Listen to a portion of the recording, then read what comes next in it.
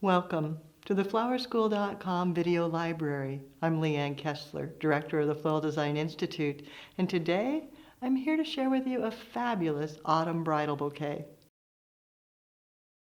The materials, all beautiful flowers from florabundance.com. We started with the classic, the blush. Of course it's on trend. How many blush weddings have you done? Maybe too many? But for autumn, it's updated. The blush is not quite so feminine and precisely tint. It's a little more grayed, moody, complex. Beautiful blush lisianthus, antique carnations, snapdragons, and then updated for fall with deeper, darker, beautiful textures. Test garden roses, berries, grains, hydrangea. So many fabulous things, perfect for the autumn bride. The hand-tied bouquets of today have evolved. They're very easy as long as all your materials are prepared ahead of time.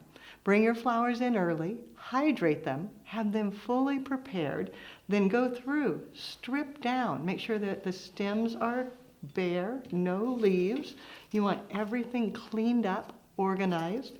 The garden roses, Tess isn't one of the thorniest, but there are thorns. You want to remove all of those. The berries don't have thorns, but everything's prepared ahead of time. Then we'll have just a small amount of foliage because today's bouquets are very, very, very flower focused. So starting with a hydrangea, a natural armature, and then feeding materials in. As you work, just taking a rose, setting it in at a slant. Maybe a berry, bringing it in at a slant, and then giving it a turn, adding in a carnation, getting that antique hue going, turning, lisianthus, and everything you place in your hand. The head goes one direction, the stem the opposite, then you turn. You can group materials. If you want to do 2 roses, that's totally fine. You can add them in your hand at the same time, but always stem one direction, head the other, give it a turn, back. You can see it's so easy as long as you keep the stems always going the same direction and the heads lining up. As I work, I think about my flowers and the colors, balancing them out. If I want to, I can feed it inward so that it kind of tucks into the hydrangea. And then also beside it, turning.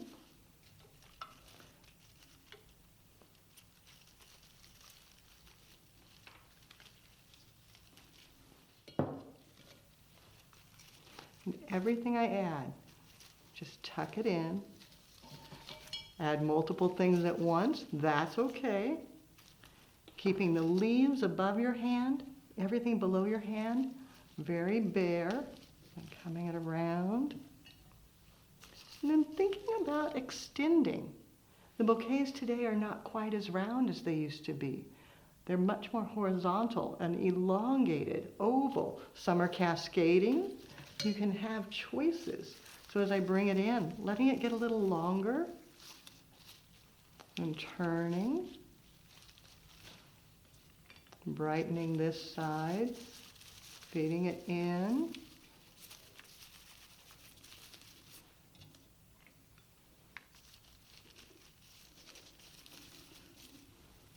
extending, giving it a turn, maybe even bringing in another hydrangea. You don't have to do it with just one. Having it come out. And see how it's elongating now, getting a little more oval, maybe bringing in the snapdragons and exaggerating that extension, coming out to the side, capturing the pink of the carnation and bringing it over, then turning, double checking your placement. If something has slid down, you can pull it out just a little bit, give it a tuck, feeding in again. And then make a decision. How big do you want to go? Double check as you turn it that it's balanced all the way around. A few more berries. Maybe another of the Lysianthus, keeping it grouped. Just a little longer right there. And then turning. Maybe accenting the line that started with the snapdragons and bringing it back out so that you get a little movement going out to the sides. As I finish the bouquet, there's one more trend that's happening with all the autumn flowers, and that's vines. Vines are so fabulous, and florabundance.com has so many to choose from. For this bouquet, I decided to work with honeysuckle. It has a nice draping quality. Just putting it in, again, the stem's going the same direction, heads out the opposite, and again elongating just a bit more.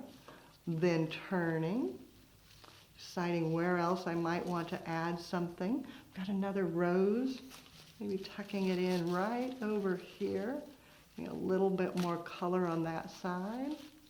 Then turning and balancing with more of the snapdragon to give even more movement. Turning it. I can twist them so their heads all look the same direction or adjust them a bit. Just give it a little twist and a tug. Getting that movement going on. A little more honeysuckle vine. And then when I'm done, double checking that everything's flowing the way that I want and filling in where I may have a little hole. To finish, I want to conceal my back mechanics. So just a couple leaves. Fatsia are wonderful. They're big, they're showy, and they cover all the mechanics so quickly. Just bringing them around, tucking them in.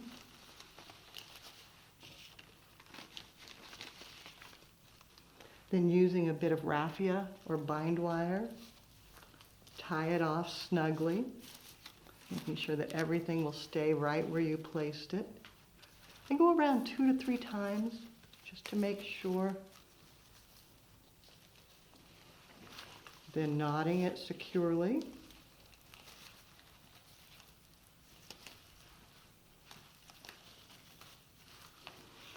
Then you need just cut the stems and enhance, maybe with a beautiful printed linen. Beautiful flowers, thanks to florabundance.com, an up-to-date, on-trend fall hand tie, no longer round and mounded, now flowing with movement coming through, almost like a Hogarth curve. And then fabulous textures and hues of the season. For more creative inspiration, check out the website, flowerschool.com. If you have questions, you can reach us through there or pick up the telephone and give us a call at 503-223-8089.